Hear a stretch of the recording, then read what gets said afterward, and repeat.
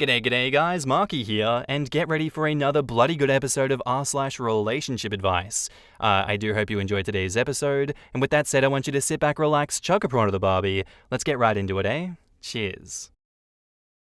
Posted by user ThrowRA Purple Banana, titled, "My husband's affair daughter was dropped off at our house 2 weeks ago, and it's causing issues in our marriage. Is there any way to salvage this? My, 34 female, life is falling apart, and it's all thanks to my husband, 36 male. We had a perfect life. Both of us worked in the jobs that we loved. We have a beautiful daughter, 10 female, and a healthy son, 5 male. When I was pregnant with our son, we both almost died due to complications. So before the birth and even afterwards, I didn't want to have sex. Why would I? I almost died, and my body was in pain for months afterwards, even with strong medication. I thought my husband would understand because he never pushed me for sex or even asked. I thought it was because he understood my pain, but apparently he was just getting it from somewhere else. A few months ago, we were visited by Child Protective Services. I was terrified at first, frantically thinking of what did we do wrong with our children to cause a visit. But no. As it turns out, some woman that I've never met before died in a car accident, leaving behind a daughter, and my husband's name was on the girl's birth certificate, and he was named in the woman's will as the father. I thought that it was a mistake at first, until my husband told me the truth. As it turns out, while I was suffering my pregnancy and the after effects of almost dying, my husband would go to a woman that he knew at work and get it off with her. He said this as if he did me a favor. Well, the CPS worker explained to us, my husband is her closest living relative that can care for her. The woman's family apparently wanted nothing to do with the poor little girl. When she asked us if we wanted to take her in, I said yes. Yes, I know this might be the true cause of all of my issues, but my husband pawned that poor girl off to live with her single mother for 5 years. He doesn't get to pawn her away when she needs help. She is his responsibility and now is ours. I told him that I'll help take care of the necessary visits for wellness checks and help with whatever the CPS wants us to do. All he had to do was explain everything to our children. The fact I'm saying this tells you what he did. Yes, nothing. We had to clean out a room and buy new furniture and even looked for some toys. Our children go to a private school, so I picked up some more work hours in order to be able to afford her tuition. I was the one who had to tell our extended families the big change because he didn't want to do so. I did almost all the heavy lifting. So, color me shocked when his daughter finally joins our family 2 weeks ago, and the first words out of our children's mouths was, "Who's that?" Yes, I was the one who had to tell our children's school, extended families, family doctors, and my workplace about my husband's affair and subsequent addition to our family. But he couldn't tell our children being he was too ashamed to face them. So guess who was the one who had to explain that they have a sister now as I'm trying to settle the poor girl into her new home and room. And shocker, our children didn't take the news well as it was happening right in front of them. My daughter was screaming while crying, causing my son and the little girl to cry. A situation that could have been avoided if my husband just did the one thing that I asked of him and explained everything to them much sooner. It's been 2 weeks of her living with us and the situation hasn't improved. My husband has not picked up the slack that comes with having a new addition to the family, so we're struggling now to make ends meet. I feel embarrassed bringing all 3 children around for appointments and groceries because the little girl is very much obviously not mine, and I can tell people are judging our family. My daughter is much moodier and less happy and refuses to even acknowledge our newest addition to the family. Our son doesn't really understand what is going on, and it's causing even him to lash out.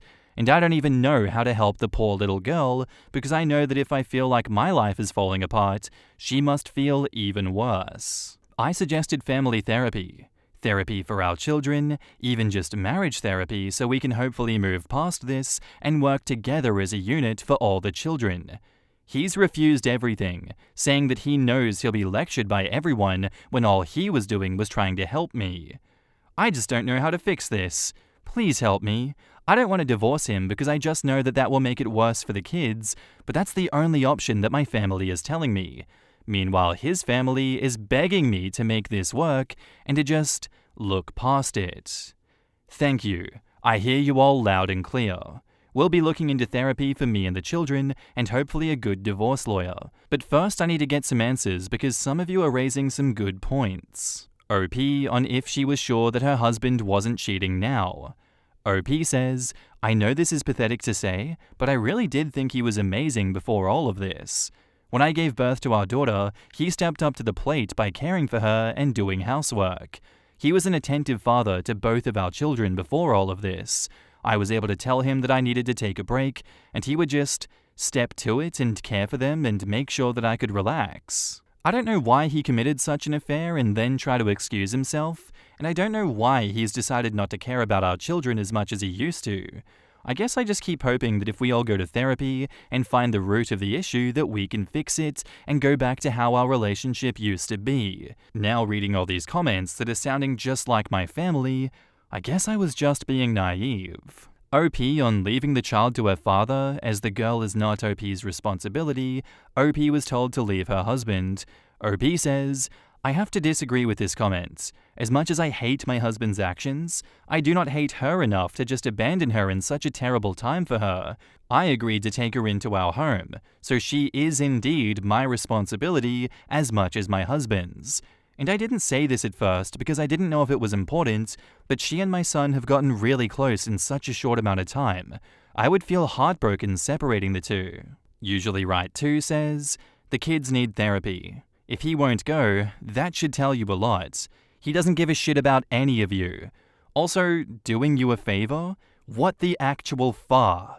None of these kids asked for this. You didn't ask for this. He created all of this mess and won't help to fix it. I'd be talking to an attorney second, but therapist first. Take your babies and go, OP. He can hire a sitter to care for his daughter. Your first priority has to be your kids, and your daughter sounds like she's not doing well. Find an apartment and separate your finances. If, even after that, he still won't do anything, which I suspect he won't, then what more proof do you need that he's a despicable loser? Go find an apartment, get your kids in therapy, and talk to an attorney. This marriage sounds long over. Quit setting yourself on fire to keep him warm. He certainly doesn't care about you. Screw that. She should get to keep the house. He can go get a damn apartment. He won't take the other child with him if he leaves. He shouldn't be taking any kids with him. This 5-year-old daughter just lost her mother. That is hugely significant for her and traumatizing. OP has agreed to take her on and understands how much she needs a mother right now. What she doesn't need is an absentee dad, especially when she's just met him for the first time. If he didn't care for his daughter for 5 years, he certainly isn't going to care about her now out of shame. He sees her as a problem to the bubble that he created for his family out of lies. I think letting a welcoming couple start the process of adopting her is the best option for her in the long run, but I don't think upending her life again right now is a good idea. Your husband sounds like a loser, and it sounds like you're an amazing woman that deserves much better than him. I'd agree. Plus, he has the audacity to say that he did it because he's trying to help her. He completely takes no responsibility whatsoever. OP sounds like she's trying to look beyond her husband's infidelity and putting the needs of an innocent child first. A child who has lost her mother and effectively has no father or family. OP deserves better. Honestly, disgusting actions that the father has taken in this situation, and it doesn't appear to be any easy or reasonable response to a situation like this. The way that I see it in my head is divorce, keep the house, keep all 3 kids together and get them into therapy, and get as much child support out of that asshole as possible. But in the real world, I don't know how possible a solution like that really is. He's such a dickhead that I'd be hard-pressed to believe that he won't drag this divorce through the courts and try to drain all of their money out of spite for his stupid decisions. I'd hate to find out that my partner was so evil and spiteful after such a long and happy marriage together. Like, what a world-shattering event. I hate that. And now, on to the updates. I'm sorry, you were all right. It was a lie. When all of you were pointing out how the kids' responses to the youngest arriving didn't make sense, it made me realize how correct that is. They came home to a room all made up, and I made passing comments to them asking about how excited they were for the youngest's arrival.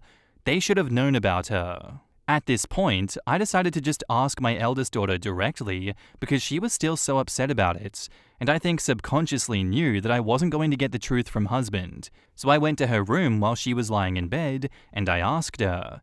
I told her that I asked her father to explain the two of them what was going to happen. They saw her new room. I talked about her to them, so I don't understand my eldest's reaction. So yes, it turns out husband didn't tell them, and then me, the truth. A surprise to no one, I'm figuring out. The story he told the kids was that the youngest was a daughter of one of our friends, and we felt so bad that we had to take her in. Nothing about her being their half-sister or him having a daughter with another woman. Well, when she came home that day and the kids asked who she was, the pictures we were able to share of our youngest she had braids in and wore much different clothing than when she arrived. It was my response to them that ruined his little lie. This is her name. Your half-sister, remember? Our son was too young to really get what it meant, but our daughter did. That's why she freaked out that day. Not because of the new addition to the family, but because what the new addition meant. I apologized for causing her to freak out that day, for not sitting both her and her brother down for a real discussion over how they feel and to make sure their father did what he was supposed to do, and apologized for only talking to her now after she had a much-deserved reaction to it all. My daughter accepted the apology, and I asked her if that was why she was distant from the youngest. She told me that's part of it, and because word got out at her school about what the newest addition to our family going to the school meant, so now she's being teased and picked on for having a father who cheated. It broke my heart, realizing just how badly I messed up. By continuing to beg this spineless man they called a father to help them, and then allowing myself to get shut down, I was essentially allowing all these kids' needs to be ignored. I told my daughter that I'll sign her and her brother and sister up for therapy. Of course, the pathetic man tried to plead with me not to when I mentioned signing the kids up, but I told him to give it up already. All 3 children's lives have changed, and it will help them adjust with a professional to speak to. He's been grumbling and whining about it, but I don't care anymore. And this might cause many to be upset with me, but I'm in the process with my husband to have him transfer custody of the youngest to me. I've grown to care for her, and as some comments in my last post have pointed out, once I do divorce him and leave with our kids, I don't doubt that he'll treat her awfully or neglect her. He's been right on board, and it took some convincing, but his parents finally agreed to be witnesses. I got all the paperwork set up and scheduled an appointment with an attorney to help with anything else. Once that happens, I'll try to get everything I need in order to have a smoother divorce and then subsequent move to be closer to my family. In the comments, PancakeWagon26 says, "You are doing a very noble thing taking care of this girl. She is not your responsibility, but you're taking it on anyway. You are an angel. You really are an amazing woman. This poor child lost her mum, and you are stepping up when not many would. I can't imagine what you're going through, but with a mum like you, I feel confident that you will steer you and your kids through this. Your kids are infinitely lucky to have you as a mum. I can't even imagine how your husband could have possibly gotten an angel or saint like you to marry him. After you've divorced him, I implore you to wait for an absolutely ripped veterinarian, fireman, musician, or mechanic, just to ensure that they have half a chance of deserving your affection. Have a pleasant day." I find it bewildering that you never spoke with your oldest up until now, but I'm glad that you eventually did. You are a very good person for still loving and accepting the affair child despite the circumstances around her conception. I'm glad that you're divorcing that spineless cheater though. He was never worthy of a woman like you. OP's soon-to-be ex is one of the biggest pathetic skeeves that I've seen here. He cheated on his pregnant wife because having his dick wet mattered more than his family, and he didn't even have the balls to tell the family what he had done, and didn't pick up any slack around the house when his love child came to live with them. He deserves nothing, and I hope OP gets everything when she divorces him. Saying that he did it for her really rubs salt in that wound too. Nah, saying he did it for her and acting like he did the right thing, only to claim to be too ashamed to tell the kids and too embarrassed to tell everyone else, kind of feels like OP should have said, "Why are you ashamed or embarrassed? Didn't you say you cheated on your dying/pregnant wife for her sake? Which is it?" That's what got me. He justified it to himself and then tried to convince OP that it was for her sake. But when he had to admit it to everyone else, he knew that they would all see through his BS excuses. I'd kind of hope that that is the last update for this one, but if there is another update in the future, I want to see her taking him to the courts and getting everything she deserves, and then some. A cynical little part of my brain even believes that he was justifying the cheating, saying that, oh well, I'm gonna get away with it anyway if my wife dies. There's a good chance that happens. Might as well get that in now, just in case. I know that's an insane thought, but given his actions and how absolutely lacking of morals this guy is, I don't think that's a stretch personally. I wish him the worst. Our next post is by user ProfessionalBig5078, titled, "Am I the asshole for refusing to pay for half of my ex-girlfriend's flight that she can't use because we broke up and now possibly not even mine? My girlfriend, female 24, and I, male 25, broke up about 2 weeks ago. It was more her call than mine, but we both knew that things weren't going well for a while. So I was sad but not surprised. We ended things amicably and said that we'd still be friends, whatever that means. Anyway, we did the exchange of things in each other's apartment a couple of days after the breakup, and then didn't talk again until 2 days ago when she texted me. We had been planning to go on a trip to the Canary Islands this year. The plane tickets were about $800 a piece, and the Airbnb was like $1,600.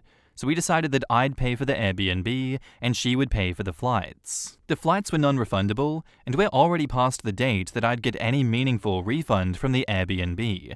So I decided that I'd just get a friend to split the Airbnb and go anyway. I'd been planning on telling my ex that I'd pay her for my tickets so that she didn't lose the money, but she texted me about it first. On Friday, she offered to pay me for the Airbnb minus the cost of my plane tickets because she was still interested in going with a friend. I told her that I was actually planning on going with a friend, and I was going to pay her for my ticket and still go. She said okay, but I actually needed to pay her for my ticket and half of the cost of hers because she can't use it now. Basically, she says that she agreed to buy 2 plane tickets under the understanding that we would both go on the trip, and I agreed to pay for an Airbnb under the same understanding, but since that's not happening, we should evenly share the lost costs. Since I'm still using the room and my ticket, the only lost cost is her $800 ticket, and we should each bear $400 from that. I told her that I didn't think that that's fair at all. First of all, it was her idea to break up, so the reason that we aren't going is on her. Second, there is no reason why she can't use her ticket. She should just get an Airbnb and still go with her friend. I even said that I'd sit in her friend's seat and let her friend in my seat so they can sit together. Whether or not she uses her ticket is on her, and she bears any cost of that. She said that she didn't want to go at the same time as me, and also the good Airbnbs are taken at that time. Anyway, we went back and forth, and she even threatened to cancel the tickets, even though she can't get any money back. So I said, you know what? Go ahead and cancel them. Get whatever refund you can. I'll just buy my own ticket and not pay you back anything. She said, I'm not going to talk to you if you're being a dick. Let's talk about this later when you can be mature. That's where it is right now. My friends are divided. Most say that I should at least pay her for my ticket, which I'm willing to do if she doesn't cancel it. But some say that I should pay for half of hers as well. I'm sticking firm that I won't pay for half of her ticket. Am I the asshole? In the comments, CT4130 says, not the asshole. At this point, do not engage her about this trip again. You already said the original agreement was that she would buy the tickets and you do the Airbnb, so she can't come at you for repayment because the original agreement was not breached. Let her keep the ticket and simply buy you and your friend your own. You may even find a better deal on tickets the closer to your trip. I have a friend who retired, executive position at an airport, and he goes on a website that he says gives the best prices and comparisons. Airfare Watchdog, go and have fun. OP says, "Thanks. I feel bad letting her be out the cost of my ticket when I'll still need to buy a ticket. Like, that's just an extra $800 going to the airline that really doesn't need to happen, but I also don't want to have to worry about my flight getting cancelled the day before I leave or something. Contact the airline and let them know that there is a ticket booked in your name, but you no longer have contact with the purchaser. See what they can do." I attempted to cancel a flight that I purchased in my ex's name and get my money back. They said they couldn't cancel his flight, he would have to, and he would keep the flight credit. Needless to say, I was pissed, but I opted to eat that $200 instead of him going on the trip for my own sanity. OP might be able to keep the flight without any issues if she cancels. I don't understand any reason why you would have to pay half her tickets. Like, I don't understand what her logic is in that scenario. Did she have an actual answer as to why she feels like you should pay half her ticket? OP says, "Yeah, it doesn't make sense to me either. Basically, she thinks that us not going on the trip is causing us to lose $800 on a ticket. It's only because of the random way that we arranged the payments. Me getting the room and her getting the tickets, that results in her losing the $800. It should be a $400 loss each. It's very simple. She's out the money, she wants it back, and is going to use manipulation tactics to pretend that everyone else on Earth would pay her back. No discussion. And she's hoping that you fold. If she offered $800, it's fair to pay her the same. She didn't offer the $1,200, it does suck though. I don't blame her for asking. Her deciding to break up has no bearing in my mind, since breakups are good for both parties. And it does suck that you get the whole vacation without losing any money while she loses the full $800, just because of how you decided to split the costs. In short, I don't think that you're an asshole if you don't pay her $1,200, but I do think that it would be kinder and more respectful if you did. OP says, "Thanks. I actually brought this up, and she said she was offering me $800, but would have paid me $1,200 if I'd asked for it. And honestly, she could still go. Like, there are hotels available. If I were in her position, I'd split a hotel room with a friend and still use my tickets." Yeah, easy for her to say, but not necessarily true. Words are cheap, so I don't think that I'd weigh that much. I agree though, I get her feelings of not wanting to go at the same time, for sure. Breakups are hard. And now, onto the update. Hey, thanks to everyone who commented on my last post. I got so much more advice than I was expecting, and I appreciate it. A lot of you were saying the airline could do something. I told that to my ex, and she actually bought the tickets from a discount agency online, and there was no refund possibility. If you're curious, I can tell you how it all ended. I eventually told my ex that I was not going to pay her more than the $800 for my ticket under any circumstances, and she could take it or leave it, and I'd just get my own tickets. She later asked if I'd be willing to let her use the Airbnb if she paid me the entire $1,600. Basically letting me out of the whole trip altogether. To be honest, the Canary Islands were her idea in the first place. It's not like my number one destination. I could take the money and go somewhere that I am more interested in. I asked my friend who was going to go with me if he would be more interested in something cheaper and closer.